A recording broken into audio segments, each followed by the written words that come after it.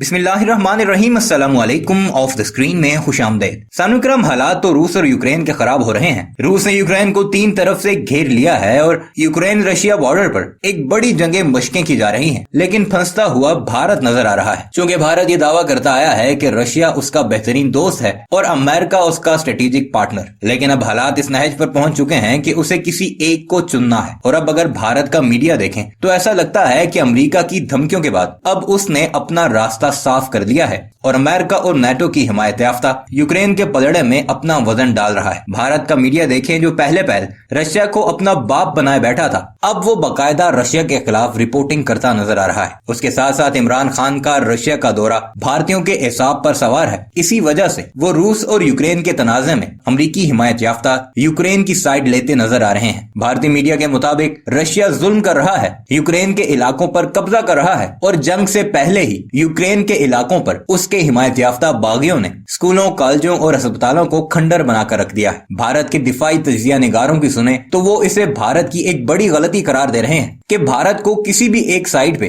अपना वजन नहीं दिखाना चाहिए, पाकिस्तान की तरह उसे न्यूट्रल रहना चाहिए। लेकिन अमेरिका का दबाव और पाकिस्तान और रशिया की बढ़ती हुई कुर्बतें भारत को इस बात पर मजबूर कर रही हैं कि वो अमेरिका की साइड ले। यही वजह है कि भारत का वो मीडिया जो पहले न्यूट्रल नजर आ रहा था इस सारे मामले में, अब रशिया के खिलाफ बाकायदा रिपोर्टिंग कर रहा है। रूस के सदर को डिक्टेटर तक के इल्काबात दिए जा रहे हैं और पूरे प्रोग्राम्स रशिया के खिलाफ किए जा रहे हैं। आगे चलकर आपको वीडियो में रशिया और यूक्रेन मामले पर भारतीयों की रिपोर्टिंग की चंद झलकियां दिखाएंगे, जिसमें आपको वाज़ेह हो जाएगा कि किस तरह भारत का वो मीडिया जो पुतिन और नरेंद्र मोदी की दोस्ती के चर्चे करता नहीं थकता था, अब बाकायदा रशिया के खिलाफ हो चुका है। चूंकि दुनिया पूरी तरह अब 2 ब्लॉक्स में बढ़ चुकी है। एक तरफ रशिया, चाइना और पाकिस्तान वगैरह है, जबकि दूसरी तरफ वेस्ट की सारी ताकतें। अगर भारत इस वक्त रशिया की तरफ देखता है तो रशिया के ब्लॉक में पाकिस्तान और चाइना, जो भारत के असली दुश्मन हैं, वो मौजूद हैं और अमेरिका भी भारत को फिर आड़े हाथों लेगा। यही वजह है कि जंग के बादल रूस और यूक्रेन के ऊपर छाए हुए हैं, जबकि काली घटाएं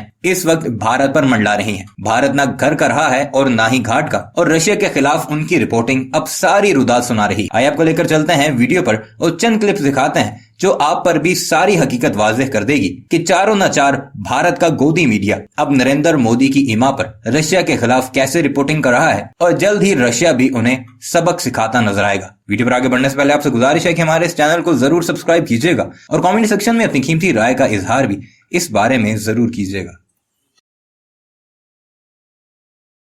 युद्ध की तैयारियां, यूक्रेन पर आक्रमण की तैयारियां, या यूं कहें कि बर्बादी की तैयारियां।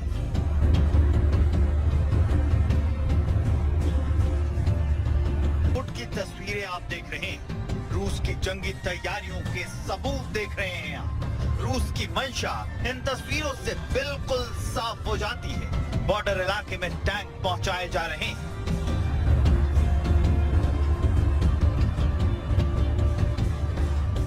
ये तैयारी सिर्फ एक इलाके की नहीं है, कई ऐसे इलाके हैं जहां से ऐसी तस्वीरें दिख रही हैं। कुछ रीजन की तस्वीरें दिखा देते हैं। देखिए रूस की जंगी तैयारियां कैसी हैं।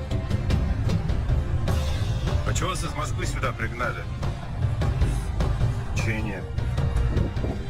ऐसे ही हथियार जमा किए जा रहे हैं, टैंक सीमा पर पहुंच रहे हैं। अगर जंग हो गई तो ये सारे टैंक एक साथ आग बरसाएंगे। भारतवर्ष कुछ ही दूरी पर है रूस के समर्थन वाले विद्रोहियों का गढ़। पहली बार रूस के कब्जे वाले इलाके से ग्राउंड रिपोर्ट करने कोई चैनल वहां पर पहुंचा है भारत का। यूक्रेन पर रूस के हमले की जो आशंका है वो लगातार प्रबल होती जा रही है। हम इस समय खार्किव में हैं, यहाँ बॉर्डर है। इस पार यूक्रेन का खार्किव है और उस पार बेलगोरेड है, रूस का शहर बेलगोरेड। और उस बेलगोरेड में रूस ने अपनी सेनाओं का भारी जमावड़ा कर रखा है। वहां पर जानकारी इस बात की भी आ रही है कि सेना की गाड़ियों को अस्थायी अस्पतालों में तब्दील किया जा रहा है। वहां पर लगातार रूसी सेना का और यूक्रेन के बीच युद्ध का ऐलान नहीं हुआ, लेकिन डोनबास में जो हो रहा है वो युद्ध से कम भी नहीं है। यहाँ हो रही गोलीबारी ने भीषण तबाही मचाई हुई है। जहां घर थे वहां अब मलबा है। तबाही का जब ये मंजर अभी है तो युद्ध शुरू होने के बाद क्या होगा, उसके खतरे को ये तस्वीरें बखूबी बयां कर रही हैं। ये तस्वीरें यूक्रेन के लुगांस्क और डोनेस्क इलाके की हैं, जहां बमबारी के बाद ये हालात बने। बमबारी से मकानों के पुर्जे पुर्जे हिल गए, इलाकों का जर्रा जर्रा कांप गया, धमाके से घर बुरी तरह क्षतिग्रस्त हो गए, गोलीबारी से दीवारें चकनाचूर हो गई, खिड़कियां और दरवाजे जमींदोज हो गए, चारों तरफ मलबा ही मलबा दिखने लगा, छतों और दीवारों से लेकर जमीन तक तबाही के निशान बिखर गए। लुगांस्क और डोनेस्क के कुछ हिस्सों पर मॉस्को समर्थित विद्रोहियों का कब्जा है। यहाँ पिछले कुछ दिनों से तनाव बना हुआ है। वर्ल्ड वॉर का काउंटडाउन जैसे जैसे करीब आ रहा है, यूक्रेन के इन इलाकों में घबराहट बढ़ती जा रही है। लोग अपनी सुरक्षा को लेकर चिंतित हैं। फायरिंग और गोलीबारी की वजह से लुगांस्क और डोनेस्क से अब तक बड़ी सवाल पर धमकी दे रहे रूस को यूक्रेन ने कड़ा जवाब दिया है। यूक्रेन के विदेश मंत्री ने कह दिया है कि उनका देश नेटो में शामिल होने के इरादे से पीछे नहीं हटेगा, अंजाम चाहे जो।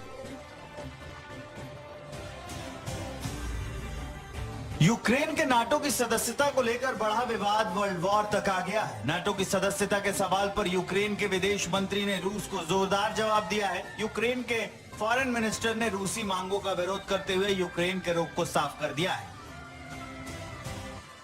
यूक्रेन के विदेश मंत्री दमित्रो कुलेवा ने ऐलान किया है कि उनका देश नाटो में शामिल होने के इरादे से पीछे नहीं हटेगा। दमित्रो कुलेवा ने कहा कि यूक्रेन हर हाल में नाटो में अपनी सदस्यता चाहता है, रूस उसे रोक नहीं सकता। यूक्रेनी विदेश मंत्री ने दावा किया है कि यूक्रेन के अधिकांश लोग नाटो में शामिल होने के पक्ष में हैं।